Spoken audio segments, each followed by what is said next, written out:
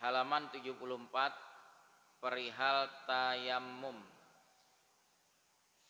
Bismillahirrahmanirrahim. Alhamdulillahirabbil alamin. Wa bihi nasta'inu ala umurid dunya waddin. Wassalatu wassalamu ala asyrafil mursalin sayyidina Muhammadin wa ala alihi wa sahbihi ajma'in, amma ba'du. Fa inna asdaqal hadithi kitabullahi ta'ala wa khairal hadyi hadyu Muhammadin sallallahu alaihi wasallam wa syarral umuri muhdatsatuha wa kulla muhdatsatin bid'ah wa kulla bid'atin dhalalah wa kulla dhalalatin finnar. Wa bisanadil muttasili ilal imamil muallifi rahimahullahu ta'ala wa adaman naf'a bihi wa bi barakati ulumihi wa bikum fid daraini amin. Radhiyallahu ankum qala radhiyallahu an. At-targhibu fit tayammum. Perihal menggemarkan di dalam tayammum. Qala Allah Ta'ala, berfirman Allah Ta'ala, ya ayyuhalladzina amanu, wahai orang-orang yang beriman, idza qumtum ilas salati, apabila kamu berdiri melaksanakan salat, faghsilu wujuhakum, maka basuhlah olehmu akan wajah-wajahmu, wa aidiyakum ilal marafiqi, dan tanganmu hingga siku, wamsahu biru'usikum, usaplah sebagian kepalamu, wa arjulakum ilal ka'bain, dan basuhlah kakimu hingga kedua mata kaki. Wa in kuntum junuban fattahharu, dan jikalau kamu junub maka bersucilah. Wa in kuntum marda, jikalau kamu sakit yang tidak boleh terkena air, au ala safarin, atau dalam keadaan safar, au jaa ahadum minkum minal ghaiti, atau datang seorang daripada kamu daripada tempat buang air, au lamastumun nisaa, atau kamu menyentuh wanita, falam tajidu ma'an, lalu kamu tidak dapati air, fatayammamu sha'idan thayyiba, maka bertayamumlah kamu dengan tanah yang suci. Famsahu biwujuhikum wa aidikum minhu, usaplah olehmu wajah-wajahmu dan tanganmu daripadanya. Ma yuridullahu liyaj'ala 'alaikum min haraj, Allah tidak menghendaki menjadikan atas kamu daripada kesulitan, walaki yuridu liyutahhirakum, akan tetapi dia menghendaki mensucikan kamu, waliyutimma ni'matahu 'alaikum, dan menyempurnakan nikmatnya atasmu, la'allakum tashkurun, supaya kamu pandai bersyukur.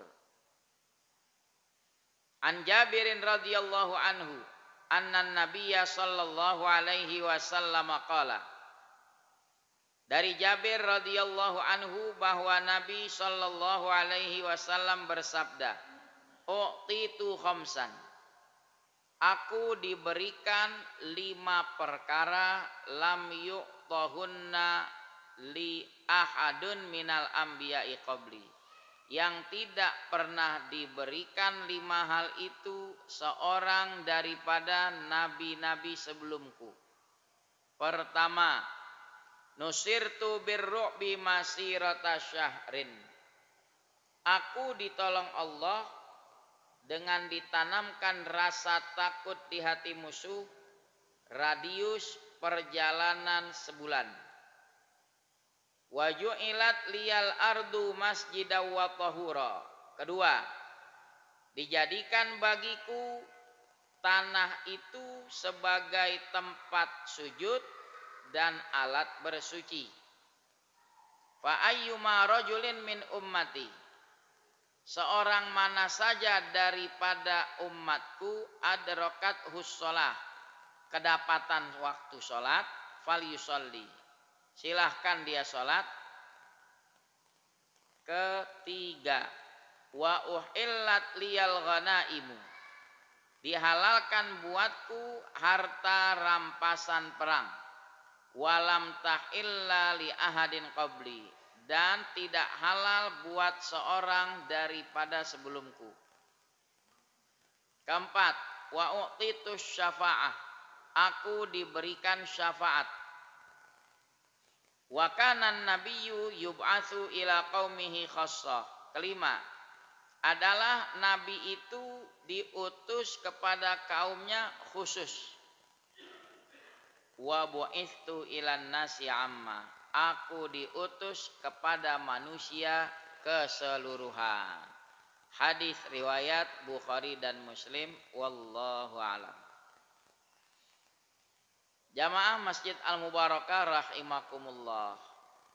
Pengarang memberikan judul targhib dalam tayammum.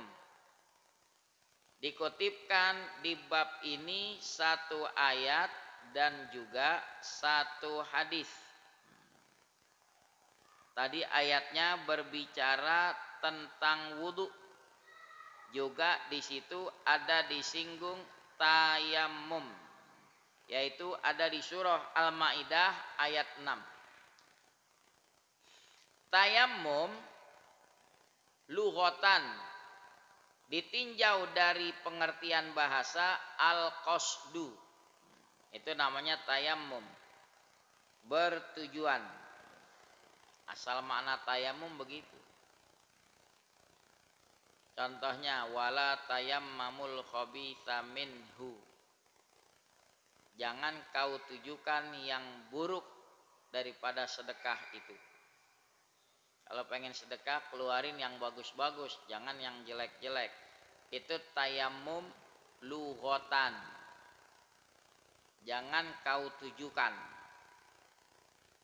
Sedangkan menurut istilah syariat, tayammum itu taharatun turabiyatun tashtamilu ala mashil wajhi wal yadaini, kesucian yang dibangsakan kepada tanah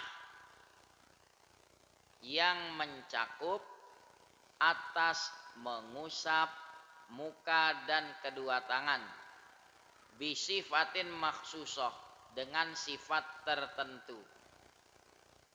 Nanti ada syarat, ada tata caranya tayammum.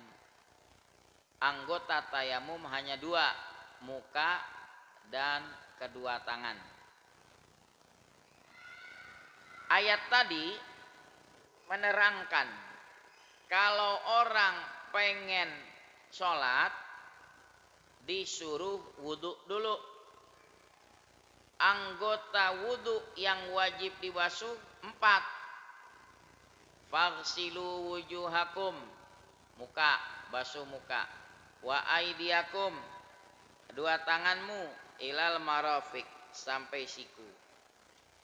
Yang ketiga, wamsahu biruusikum, usap kepalamu. Anggota keempat, kaki. Wa arjulakum ilal ka'bain, basuhlah kakimu hingga kedua mata kaki. Anggota wudhu yang wajib dibasuh 4. Muka, kedua tangan hingga siku, kepala, kemudian kedua kaki hingga mata kaki. Dari keempat anggota wudhu ini, kalau tayamum tinggal 2, muka dan kedua tangan. Kepala enggak termasuk anggota tayamum, kaki tidak termasuk anggota tayamum. Ayat tadi lanjutannya, kalau kamu junub berhadas besar fattoharu, ya mandi. Nggak cukup wudu, mandi, mengangkat hadas besar. Nah, bagaimana kalau kondisi tidak ada air, sedangkan dalam keadaan berhadas kecil? Disuruh tayamum. Maka ayatnya wa in kuntum mardo, bila mana kamu sakit, sakit yang tidak boleh terkena air. Kalau kamu sakit mau wudu, ahli medis bilang tubuh bapak belum boleh tersentuh air, tayamum. Atau dalam keadaan musafir, dia mau wudu tidak ada air, tayamum. Tentu setelah mencari terlebih dahulu. Atau berhadas kecil.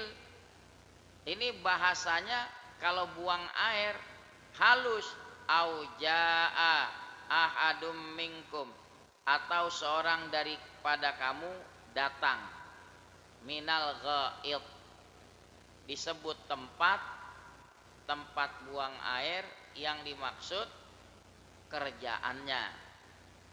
Artinya kamu berhadas kecil. Orang kalau buang air besar itu namanya berhadas kecil.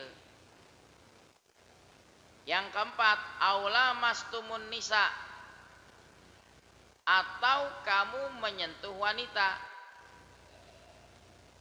Satu pendapat kayak madhab Hanafi, kalimat lamastum jamaktum, kamu setubuhi wanita. Makanya kalau di madhab Hanafi dikata batal wudu kalau dia gauli istrinya. Kalau baru nyenggol menurut mazhab Hanafi belum batal.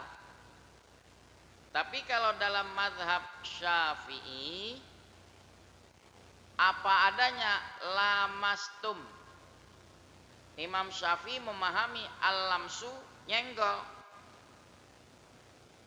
Dan diakui Imam Syafi'i dalam memahami bahasa Arab hujjatun fil lughah. Imam Syafi'i itu hujjah dalam perkara bahasa. Nanti baru dirinci dalam mazhab Syafi'i. Ada nggak di mazhab Syafi'i kalau lelaki nyenggol kulit perempuan tidak batal? Yaitu wanita yang mahram, yang haram dinikahi. Kita cium tangan sama ibu kandung kita, nggak batal wudu. Karena apa? Nggak boleh dinikahi. Wanita yang nggak boleh kita nikahi, bila mana tersentuh nggak batal. Enggak sama enggak, itu disebut mahram. Jangan salah sebut muhrim lagi. Mahram. Kalau muhrim orang yang ihram, beda arti. Mahram. Kita dengan ibu mertua kita cium tangan, tidak batal. Boleh nggak menantu kawin sama mertua? Haram, nggak boleh. Jadi yang batal itu kalau yang bukan mahram, yang tidak haram dinikahi. Hadirin sama istri hadirin, mahram bukan?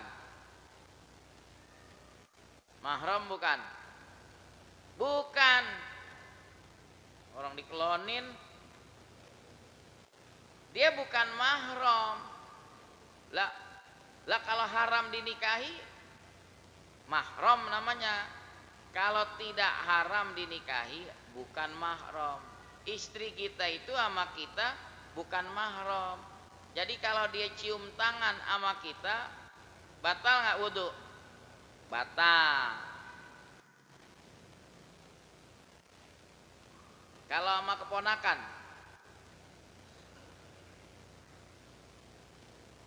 hadirin punya abang punya anak perempuan, dia cium tangan sama kita, Kan kita jadi omnya tuh. Batal nggak wudhu? Kenapa nggak batal? Mahram. Boleh kita kawinin ponakan kita? Nggak boleh. Pertanyaan berikutnya, kalau sama ponakan bini kita punya ponakan, cium tangan, batal nggak wudhu? Kenapa batal? Bukan mahram. Hadirin punya istri hadirin punya adik perempuan, namanya apa? Adik ipar. Kalau dicium tangan ya hadirin, batal nggak? Kenapa batal? Bukan mahram. Besan sama besan, satu besan duda, satu janda, mahram bukan? Hah? Bukan mahram. Berarti boleh kawin? Boleh. Kalau anaknya jodohin. Jadi pelajari dulu mana mahram, mana bukan mahram. Yang boleh dinikahi kalau kesentuh, ini kesentuhnya juga kulit sama kulit, wudhu batal. Yang tidak boleh dinikahi kalau kesentuh tidak batal. Kita lanjut. Jadi kalau mendapati hadas, falam tajidu ma'an, kamu tidak dapati air, sudah cari ke sono kemari, pengen wudhu. Opsi berikutnya, fatayammamu, bertayamumlah kamu, sha'idan thayyiba. Apa pengertian sha'id? Di mazhab Syafi'i sha'id tanah, debunya asli dari tanah, thayyibah yang suci. Jangan tanah dari kerja bakti di got. Najis nggak? Najis. Nah sekarang kita bermadhab Syafi'i, giliran naik pesawat tayamum bawa tanah nggak? Di mana tayamumnya? Di jok pesawat emang ada debu tanah? Kan katanya mazhab Syafi'i.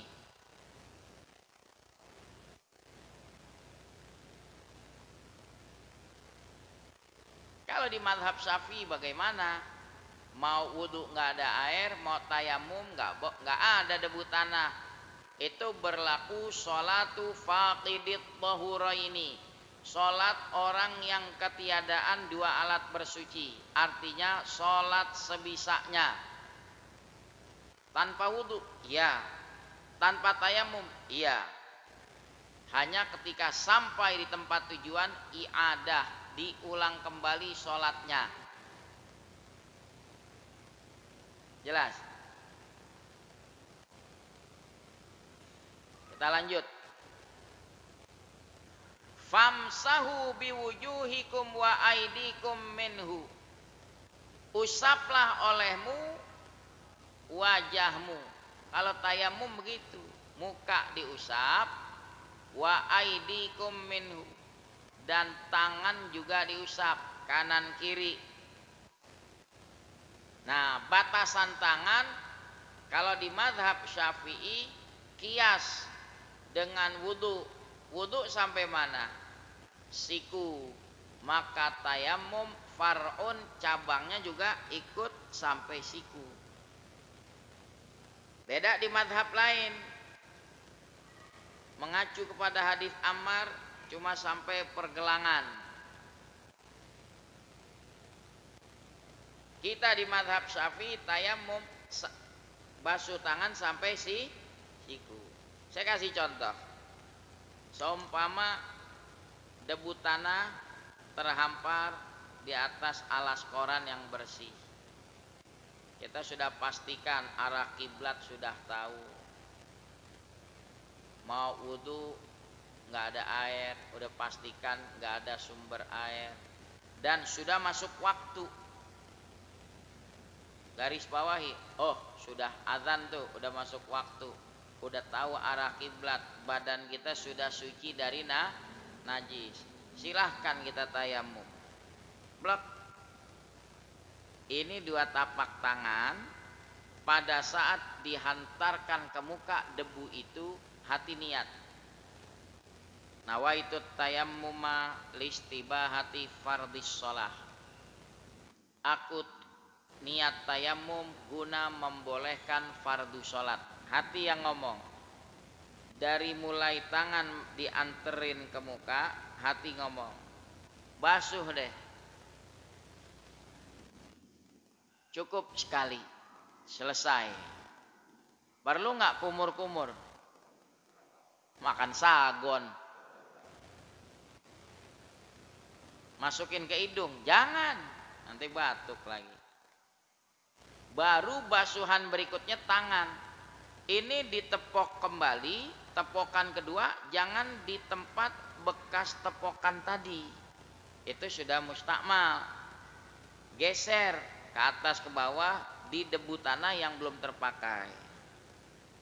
Nah, telapak tangan kiri gunakan untuk mengusap tangan kanan. Sampai siku, balik ke atas, usap. Kalau kita memiliki cincin, buka cincinnya supaya debu tanah merata ke jari, karena debu tidak mengalir seperti air. Beda lagi wudhu, cincinnya tanpa ditanggalkan pun dikisar-kisarin begini, air masuk. Kalau debu mengalir nggak? Enggak, makanya cincin copot. Kemudian telapak tangan yang kanan untuk mengusap tangan kiri sampai siku naik ke atas. Terakhir ditasbik, sela-sela jari itu ditasbik. Itulah cara tayamum, muka dan kedua tangan. Allah tidak menghendaki kesulitan dengan adanya syariat tayamum, justru dikasih kemudahan. Kalau wudhu kagak ada air atau ada air tapi sakit tidak boleh tersentuh air, Allah nggak kasih kesulitan, dikasih jalan yang mudah, tayamum. Walaki yuridu li tahirakum, Allah ingin mensucikan kamu, Allah ingin menyempurnakan nikmatnya atasmu, la'allakum tashkurun, supaya kamu pandai bersyukur. Itulah dikutipkan Al-Maidah ayat 6 karena berkenaan dengan tayamum. Sedangkan hadis riwayat Bukhari Muslim dari Jabir radhiyallahu anhu, Nabi diberi Allah 5 keistimewaan yang tidak diberikan kepada nabi-nabi sebelumnya. Top Rasulullah Shallallahu Alaihi Wasallam. Ini keistimewaan. Makanya beruntung menjadi umat Rasulullah. Syarafut tabi' bi syarafil matbu. Mulianya pengikut tergantung mulianya orang yang diikuti. Kita bisa tertunjang ikut mulia kalau manusia mulia, Rasulullah kita ikutin. Apa keistimewaan pertama? Musuh kalau mendengar kedatangan Nabi masih dalam radius yang cukup jauh perjalanan sebulan, itu hatinya udah keder, gentar, belum diserang. Dengar berita Tuan Panglima Muhammad sama pasukannya dalam radius perjalanan sebulan sudah menuju ke sini.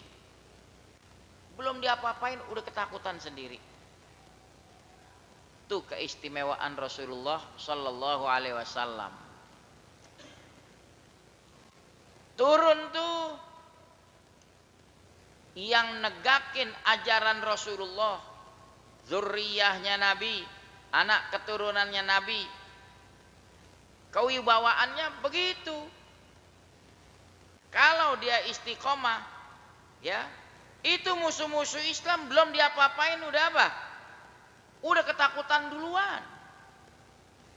Bawaannya ketakutan aja.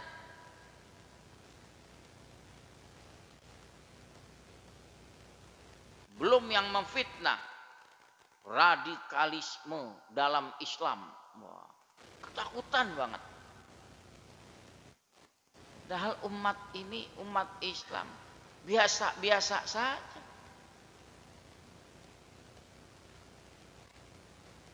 Yang kedua, fokus kita di bab ini nih, masalah al-ardu, bumi. Dijadikan bagiku bumi masjidan, sebagai tempat ibadah, tempat sujud. Di bumi mana saja datang waktu sholat, sholat. Berbeda dengan kaum sebelumnya, mereka nggak bisa sholat di mana, ibadah di mana-mana kecuali di tempat ibadahnya. Bani Israel begitu.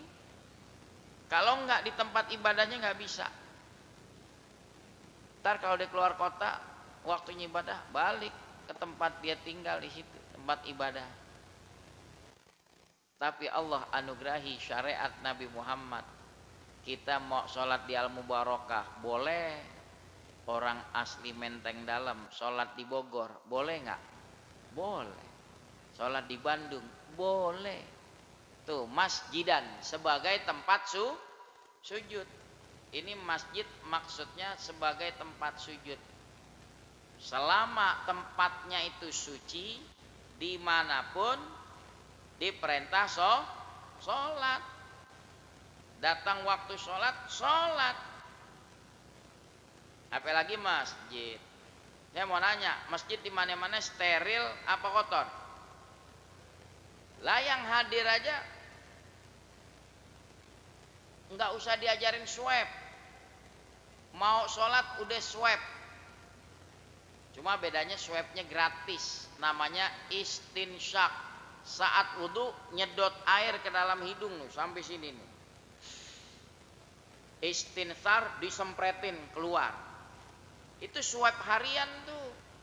Sehari sholat 5 waktu, paling kagak wudhu 5 kali. Berarti berapa kali swab? 5 kali. Masih ragu juga sama orang ke masjid. Hidung udah bersih begitu. Belum PCR. Nih kumur-kumur mubalaghah. Bersih. Ya Allah ya Rabbi. Ama Baitullah. Masih apa tuh? Masih ragu juga. Waman azlamu mimman mana'a masajidallahi ayyudhkara fi hasmu wa sa'a fi kharabiha. Enggak ada manusia yang paling zalim daripada orang yang ngalang-ngalangin orang ke masjid untuk disebut nama Allah. Bahkan dia berusaha merobohkannya. Merobohkannya bisa fisiknya, bisa syiarnya. Paham gak nih? Ya udah. Wal iyadzubillah. Lah kalau masjidnya sepi, ya Allah ya Rabbi.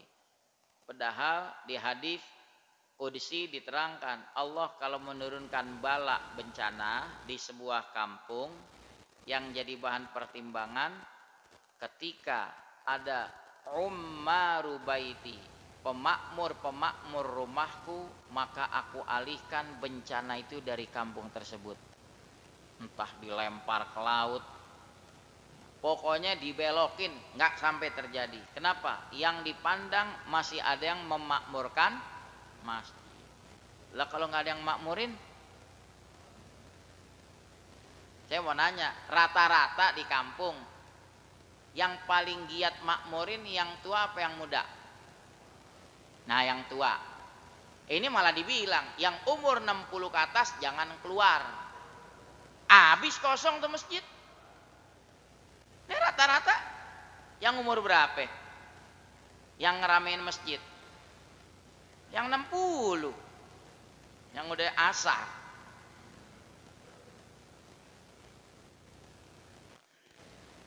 Yang keberapa sekarang? Ketiga, dihalalkan bagiku ghanimah, harta rampasan perang.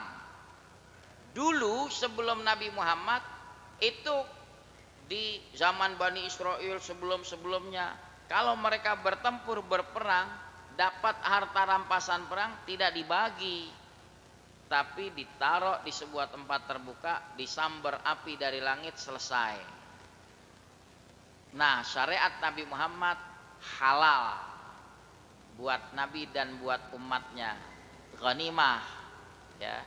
Yang halal ghanimah itu kalau dalam peperangan, ya. Tapi kalau BOP mah haram, dikorupsi. Kiai dibentak-bentak. Nggak taunya yang bentak-bentak korupsi. Walat nggak tahu sama kiai. Wa u'titu syafa'ah. Yang keempat, saya diberi syafaat. Lah emang nabi-nabi lain nggak punya kesempatan memberi syafaat? Iya, ini maksudnya syafaat uzma, syafaat yang besar. Ada keistimewaan itu. Terakhir, nabi-nabi dibangkit hanya untuk kaumnya. Nabi Musa cuma buat Bani Israel, Nabi Isa cuma buat Bani Israel, tapi Nabi Muhammad untuk seluruh manusia. Bukan untuk Nusantara aja, seluruh dunia. Jin aja wajib beriman. Jin aja wajib beriman. Wallahu a'lamu bissawab wa ilmuhu atam wa la ilma lana illa ma'alam. Bismillahirrahmanirrahim. Alhamdulillahi rabbil alamin. Hamdan yuwafi ni'amahu wa yukafi'u mazidah. Ya Rabbana lakal hamdu kama yanbaghi li jalali wajhikal karim wa 'azimi sultanik.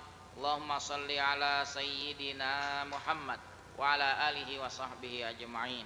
Allahumma rzuqna fahman nabiyyin wa hifdzal mursalin wa ilhamal malaikatil muqarrabin ya arhamar rahimin. Wa aghnina bil ilmi wa zayyinna bil hilmi wa